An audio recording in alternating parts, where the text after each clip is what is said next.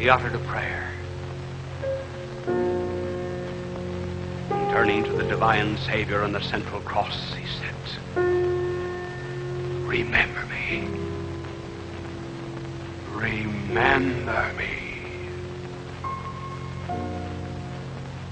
When thou shalt come into thy kingdom.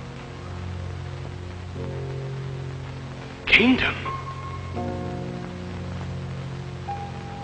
This one who apparently was a fellow criminal. The thief looked at the crown of thorns and saw there a royal diadem. The nail was to him a scepter of power and authority. His crucifixion was his installation, his blood was his royal purple. And he asked only to be remembered. And there came back in paradise.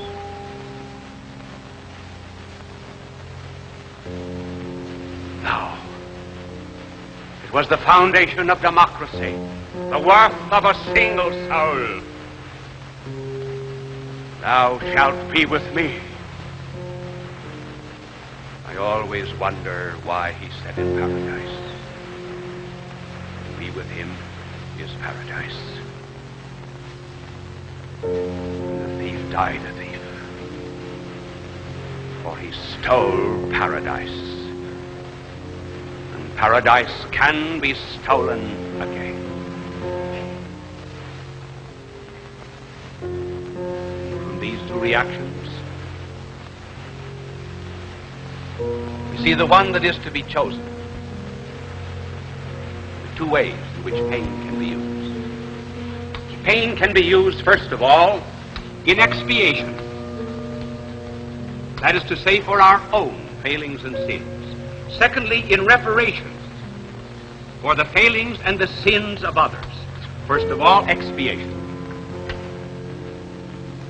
I can remember when I was a boy, about 8 or 9 years of age, my brother and I were playing a ball in the backyard, and we threw a ball accidentally through the neighbor's window. And Mother heard it, and she called us in. And she sent us to our piggy bank.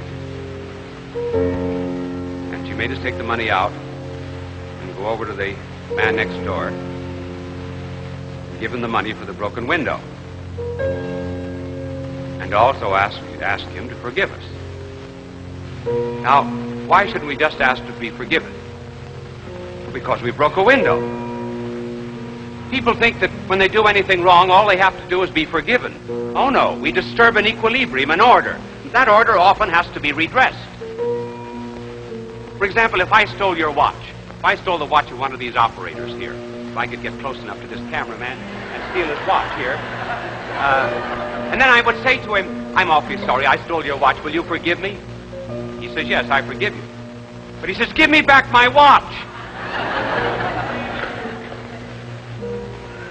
Well, so it is if we have sins, and who in the name of God hasn't? Well, we can ask the good Lord to take the pains, come to us in expiation and redress and atonement for all the wrong that we have done. We put down our foot, for example, 3 times in illegitimate, sinful pleasure. To get back there to do right again, we've got to put our foot down in pain and be like little doggies with our tail in back of us. And then when we reach this point, then only can we begin to do good. That's one way pain can be used. And the second way in which it can be used is in reparation.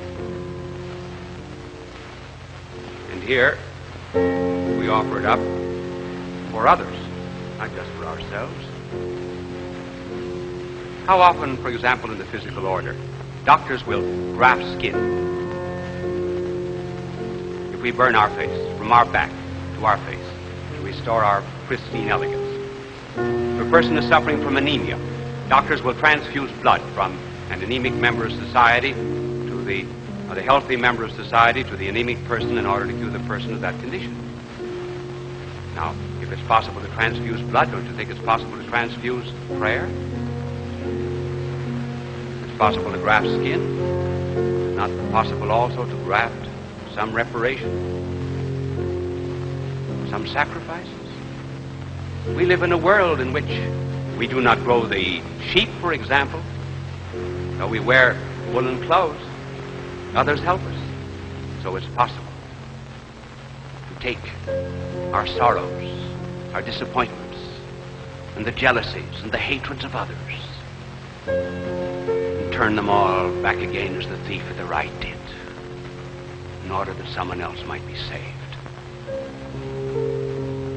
That's reparation. Why should we offer up our sufferings in expiation or reparation? Simply because we love. Love will not kill pain, but love will diminish it. A mother sits up with her sick child all night long. To her, it's not agony, it's love. There are not any lovers in the world, I mean real, true lovers, who would not willingly take on the pains and the agony of others if they possibly could. Love in the face of sorrow does not seek isolation. It wants to take on that pain as its own. And why should not love in the face of sin and evil want to do the same thing? The great tragedy of our world is that most people have no one to love.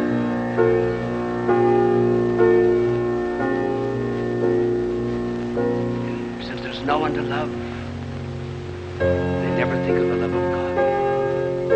Their life is tragic indeed. Oh, the tragedy of the world is not so much suffering as what we miss when we do suffer. Think of all of the sick in hospitals with aching brows who might in some way sanctify that pain by correlating it to a crown of thorns, and all the wounded hands that might sacramentalize that agony did they but correlate it in some way with hands that were riven with steel. To all the aching hearts of the world, with all of their worries and anxieties and fears, they would only not allow that pain to go to waste, but offer it up in union with someone whose heart was open to take in all the hearts of the world. Why should we fly from that love? I slipped his fingers. I escaped his feet. I ran in heat. For him I feared to meet. One day I passed fettered on a tree, turned his head and looked and beckoned me. Neither by speed nor strength could he prevail. Each hand and foot was pinioned by a nail.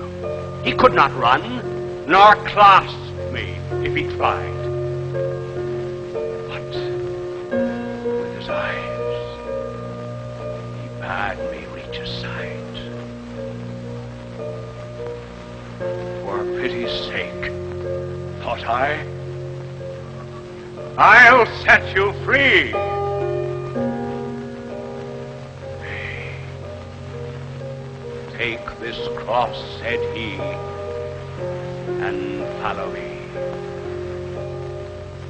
This yoke is easy,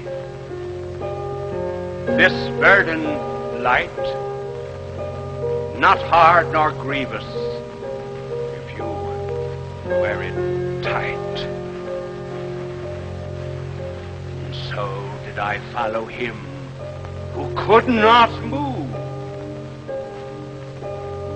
an uncaught captive in the hands of love.